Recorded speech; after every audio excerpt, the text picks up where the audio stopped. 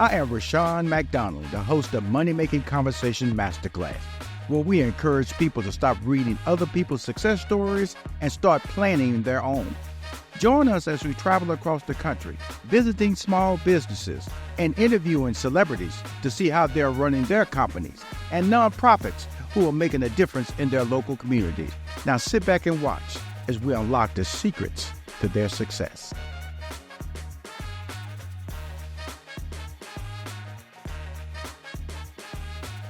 Welcome to Money Making Conversation Masterclass. I'm your host, Rashawn McDonald, and we're in Fort Worth, Texas, and we're going to meet the owner of Williams Barber College, James Thomas, and he's going to tell us about his secrets to success in running this historical barber college that was founded in 1952. Hi, I'm James Thomas, the owner of Williams Barber College. Hi, Rashawn McDonald. I'm here at Williams Barber College down in Fort Worth, Texas. Just right outside of Dallas. And somebody's making history, a historical building, and I'm here to interview and find out his secrets to success. This is James Thomas. How you doing? Welcome to Money Making Conversation Masterclass. Yeah, thank you, son. Hey, man, I'm excited. It's just to see you, first of all. Hadn't seen you in a while, so I'm just excited to see you. Well, let's talk about, I ain't got no hair no more. We're just going to be real, okay? There are no options here, Jay. Okay. So you did have my head. I won't ask you to do no little cut, no tweaks. Hair is gone, brother. Yes. But you in the hair business. I'm in the hair business. Tell me tell me about the black hair business. That's what you're in. So for me, Rashawn, I come from a whole family of barbers. Okay. Actually, my grandfather was a barber. Mm-hmm. My father was a barber. My uncle was a barber. Mm-hmm. And my brother is a barber. I'm a barber. So, nephews, I got a whole family of barbers. So, mm-hmm. It started there. I actually went to school to be an engineer. Somehow I ended up in the barber business. I don't know how that happened, but my brother actually went before me. And I saw how well he was doing. So I said, maybe that's something I could do, because I kind of did it on the side when I was in high school and college. Right. Cut some of the people in the dorms and stuff like that. So I decided to go ahead and make a career out of it. Yeah. So I went to school. I actually went to school here. Okay. At this school. At this school? Williams Barber College. I went to school with Now, you originally from where? From Yazoo City, Mississippi. Yazoo, Mississippi. Yes. And then you came to Texas. I came to Texas. And started out the engineering aspirations. Yes, sir. And you went to college here in Williams Barber College. Went to Barber. Okay, let's talk about the history of Williams Barber College. Why did you choose to come here for your training? Well, when I first moved into this area, Williams Barber College was one of the only barber colleges here in this area. Okay, it's actually one of the second oldest barber colleges in the country. Wow, that's been in existence from the time it opened. Okay, now that there are schools that opened before now that has since closed. Right, but Williams Barber College has been running since 1952. Wow, and so it has a lot of history. Yeah, a lot of history. And when you say history, we're talking about same location. Putting people who are making entrepreneurs. I mean, plenty of them. I mean, Williams Barber College had turned out thousands of students since 1952. So, wow. And so, but your students are, when we hear barber, we hear black. Mm-hmm. But not all your barbers are African American. No, we have anything from Asian to Anglo, black. We got people from other countries here, from Africa. I mean, we have a whole array of people that go to school at Williams Barber College. Now, it's changed a lot since I went to school here. When I went to school here, which we'll look at some stuff later, this whole area was predominantly black. But since it's changed a lot since I've gone to school here. Well, it's really interesting as you see life, civil rights, you see opportunities and how you can make your way and not be a 40-hour week person. Yes, sir. Being a barber is one of the first outlets for entrepreneurship for African-American men, especially. Absolutely. Back in the day, just a little bit of history about this barber period. Back in the day, barbers were actually surgeons, dentists, doctors. We actually did all those things when it first came out. Okay. But villages, it was smaller. So as villages grew, we had to decide which one we want to be. Did you want to be a barber? Do you want to be a surgeon? Do you want to be a dentist? Mm-hmm. Industrial see us with the smocks. You see the smocks. Oh, okay. You see the reclining chairs, the same thing as dentists and doctors have. Okay. That's why that is. And so many people have gone on to own their own business, from coming through the barber program. Right. Now, I met you You know, this gentleman right here called Steve Harvey. Steve Harvey, yeah. Steve Harvey. This book right here. Y'all get a shot of that. Steve Harvey, okay? Yeah. Steve Harvey. Got that. Yeah. I think he's kind of famous now. Yeah, he's very famous. So how did you become his barber? Okay, so Steve, when I first met him, he was touring around. He was actually doing comedy clubs at the time. And so he said he was in the area performing. And he said, asking people around town, you know, who was the best barber. He said, my name kept coming up. So he came in and got a haircut. So whenever he would be in the area, he would return to the barbershop that I was working at the time. And that wasn't this location. That was another barber. It was a barber shop. Okay. Actually, in Arlington at the time. He performed at a comedy club in Arlington. And he came in and said, you know, he heard my name, so he came and got a haircut. So whenever he would be in town, like I say, he would return, get a haircut. And at some point, he said he liked the way my service, my professionalism, and he wanted to take me to Hollywood. Wow. Now the consciousness of that, because you go to barber college to be an independent. Now you have a celebrity who wants to make you his, I'm assuming, personal barber. How did that manufacture itself in your head as a business owner? Well, at the time, like to say, right, because I did have 2 barbershops at the time. I was married, had kids, and so when he approached me with, I was like, well, nah, I don't think I want to do that. Right. And he was like, no, I'm serious, man. I want to take you out to Hollywood. He said, and I'm prepared to give you $500 a haircut. And I said, well, nah, because I was making more than $500 here. I had to leave and go to LA, right? Right. He said, I understand that. He said, how about $1,000 haircut? I said, what? I'm not making $1,000. But I said, but still, I got to consider, the family and the business. And all that. I said, I think it's going to be a good, fit for me. He said, okay. What about $1,500? Come on, man. I said, you going to give me $1,500 to cut? He said, yeah. And I get a haircut. Per haircut. Wow. Put you up and all this stuff. I said, well, now, if you're going to give me $1,500 haircut, I got to consider it. Got to take that to the wife. I got to take it to the wife. And she said, so I went and talked to her, and she was like, well, baby, that's a lot of money, because you're talking about 30 years ago. It's a lot of money today, but there's a lot of money. It was really a lot of money. And so I did it. And I went to LA and I started working with him on the Steve Harvey show. Right. And that was on WB. On WB, right. So I worked with him on that. And then eventually Cedric started, asked me to cut his hair. He said, man, how much is Steve paying you to cut his hair? I said, $1,500. He said, okay, I'll pay you $1,500. I was like, what? I couldn't believe, it's going crazy. I'm saying, what's going on? You're from a little small town in Mississippi, that's a whole lot of money. Plus it's kind of unbelievable from a little small town to be in Hollywood and working on a set. So that was pretty inspiring, Right. And so that's the story of a person who, I wouldn't say went out on faith, because you were doing business, negotiate. Yeah.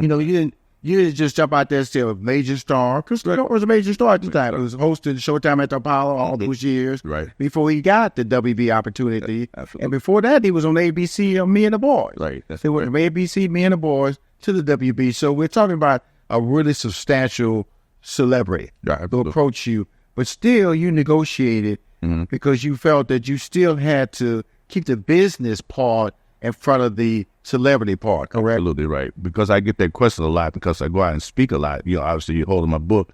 So we talk about, a lot of people want to know, how did I get that job? And I was saying that I didn't go out to be, a celebrity barber, anybody barber in particular. My whole thing was to try to be the best barber I could be. And I figure if I'm the best barber I can be, then, that goes with anything, that you're the best mechanic, that you're the best doctor, you're the best whatever, then the rates would be what they are. Right.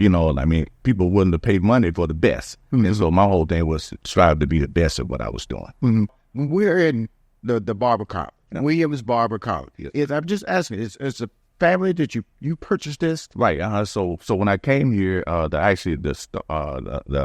Williams was here at the time. Lewis Williams was his name, and so he was actually running the school at the time when I came to school 30-something years ago. Wow. And so great guy.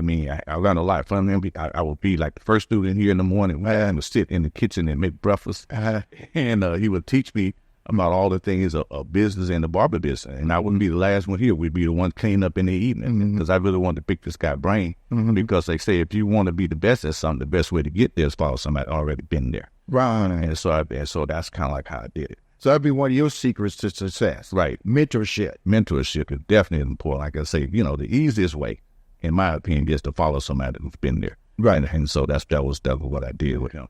Now you took over a previous business. Okay. What are some of the things that one should look for when they're taking over a previous business? Well, one of the things is to make sure that it makes sense to buy it, meaning that you see that it actually could be profitable. When I bought the school from him 12 years ago, he only had 12 students.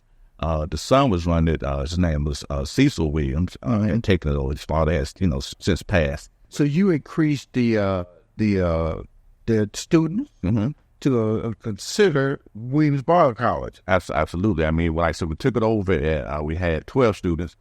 Before COVID, we had 72 students on a regular. I mean, we actually had a waiting list. Wow. We have 30-something chairs here located. I mean, we can do 30-something in a day and 30-something at night. Wow. And so we were able to do 72 students with the, you know, just the size of it. And where do they go? Where did all these barbers go when you take? What you know, like I say, as barbers are getting older, you got other people that are replacing them. So we got people who are closing down or retiring and passing the torch on to their sons or daughters. I have a bunch of students that came through here that were saying they were taking over their father's business or their, you know, their uncle's business or their mother's business.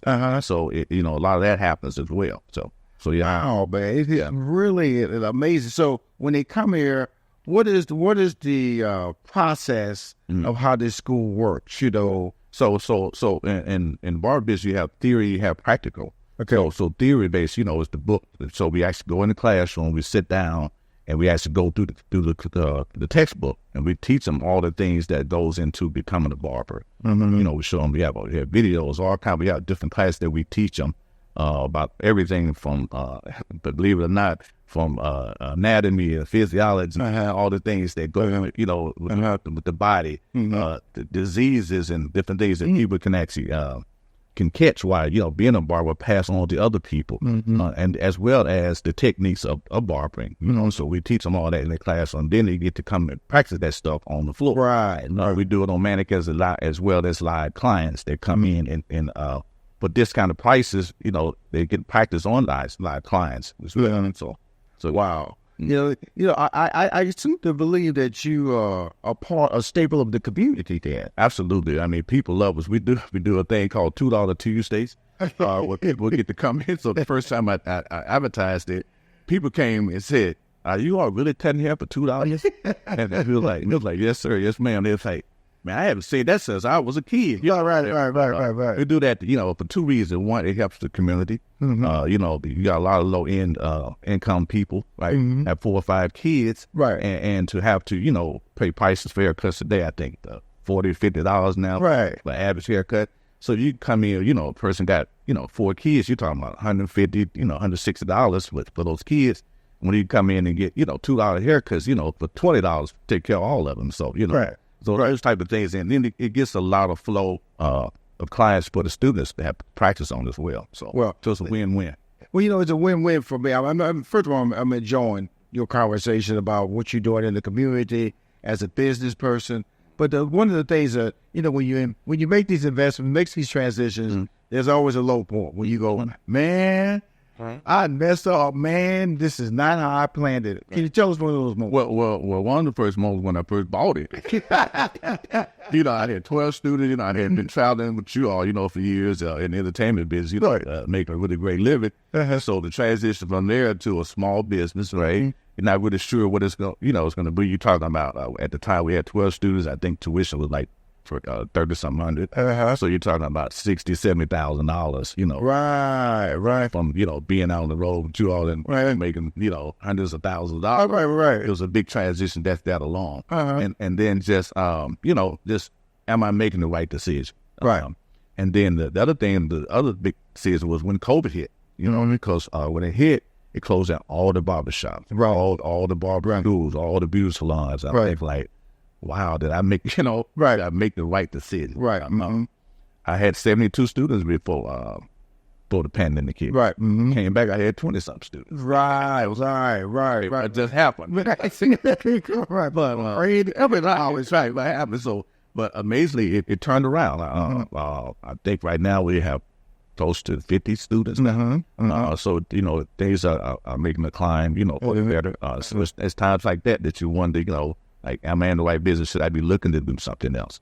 And so right now, I still feel good about it. In this building, this is kind of like a classroom, right? This is what you would call the clinical, because this is where we actually do the practical services on people. Okay. So we also have classroom where they actually sit down and they actually, in this facility. In the facility, yeah. And they sit down with the instructor goes over the text with them, and actually in the classroom as well. Okay, so you walk through periodically and talk to people they're young students, right? Or students who've been here for a while, right? On technique. And so what happens is our job as instructors is to while they're working on clients, make sure they're doing first of all and foremost is that being sanitary, right? Because we don't want to spread diseases. That's one of the main things about barber schools is that you have a lot of people who are doing shade tree. Cutting, and the concern is make sure that they're not spreading diseases. So our main thing is we'll make sure they're not spreading diseases. They're making sure they're sanitizing the chairs and make sure they're washing their hands and make sure that the clients stay safe as well as themselves. But also make sure that the techniques that are necessary to really be successful in barbering is being practiced by their own floor. Right. Yeah, because it really. I'm gonna tell you something, man. I was just coming to the barbershop get a haircut. Right. Now you make me realize I really was going in the doctor's office. Yeah, but it's the doctor's office. And a lot of people are amazed by that. Like they didn't know that we actually were doctors and and surgeons and dentists and all that stuff back in the day. And so it's something. It's really amazing because when I first came to school, and it was even though my father and grandfather were barbers, I really didn't even know that. Right. And so when I first came to school, my whole idea was that I'm going to do this on the side. Right. I'm going to do some other business. Once I came to school and I understood what barbering was, what it meant, it made me really proud to be a barber. I knew the history of who we are. And so then I decided to do it full time. And I've been doing it ever since then. Well, congratulations. I really appreciate this conversation, but I also know you're not doing this by yourself. No. Now, who else is over here now? Where are other people over there? You need to show their photos and their images working out in this shop. Yeah. We got, we have instructors, like I say, as well as, we have, what you call senior students to also assist us with making sure that the ones that are coming in, doing things right. Sometimes using them is easier coming from them than maybe one of the older instructors. Right. And that's important because you can't be here, like I said, 24 hours. No, it can't be here. And but you're here now. Because I'm getting curious now because sometimes we trivialize the talent, our barber's talent. So when you going around and you're seeing a student and you're teaching them, what are you teaching them? Well, first thing I can say, it's sanitary, but the main thing is, the being professional and showing them how they use the tools and looking at a person's face, right? The shape of their face and what haircuts or style that may fit better for you, may look better on you than it would on me. What year did you buy the college? I bought the college 12 years ago, whatever that is. You calculate it back. I don't know the date, but anyway, 12 years ago is when I bought it. And I've been here and I've really been enjoying it, Rashawn. Right. Really, because like I said, I do so many things, not just, it allows me to do so many things, should I say, because we do a lot of things for homeless shelter. Getting free haircuts. We do free haircuts for Boys and Girls Club. We do, obviously, this thing with Mr. Harvey and his mentoring camp. Do that. Mark Cuban has a foundation where he has a thing called Suit Up. So he gives away free suits and shoes and ties and all that stuff. We give the guys free haircuts. That's awesome, man. Congratulations. So when they come to the school, Williams Barber College, Williams Barber School. No, Williams Barber College. Williams Barber, they can walk away. And how many weeks is the program and they'll walk away with a certificate? Right. So the shortest time you can do it is 7 months. Okay. I mean, that's 8 hours a day, 5 days a week, no missed days. You can get it done about 7. The longest you can go is a year and a half. So we have students that are full-time and part-time. So you got some students that do as little as 3 hours a day, and you got people who do all the way up to 8 hours a day or anywhere in between. So a person can, like I said, if they got the time and the money, they can get it done in 7 months. They can get out and own their own business. I mean, I got so many students, man. I'm so proud of. They got their own salons, barbershops. Some of them got beauty supply stores. I mean, they just done so much, man. Just really makes me feel good about what I'm doing. As an individual who is making a difference in the community. Yes, sir. Very few people, you're employing people, but you're also building entrepreneurs. I mean, yes, sir. That really must make you feel. Did you see that coming? I did not. Like I said, when I came here, I mean, I knew what I did. Like I said, I went to school here myself, so I knew what I did. But I think I didn't think about it until I started seeing the students leave here. They said, "It's Mr. Thomas. I just opened up my barbershop over here. So and stuff. I got 3 people working for me. I got 8 people. Right. Mr. Thomas, I just opened up my second one. Mr. Thomas, I just kept hearing these stories. I get so excited to hear them say that because they are so excited because a lot of these guys you're talking about were making something like maybe $400 a week, to making $400 or $500 a day, to making $1,000 a day. It's just it's a game changer for them. Well, no, you're a game changer. Let's go and throw it out, because I think sometimes you get into these businesses and walking in, to the facility and seeing young people being trained properly, seeing an opportunity for them to create their own business. And so, we're the era of small entrepreneurship. Yes, sir. Now, let me ask you this, okay? As far as this is a barber college, correct? And because you have cosmetology schools and things like that. So you focus on barber.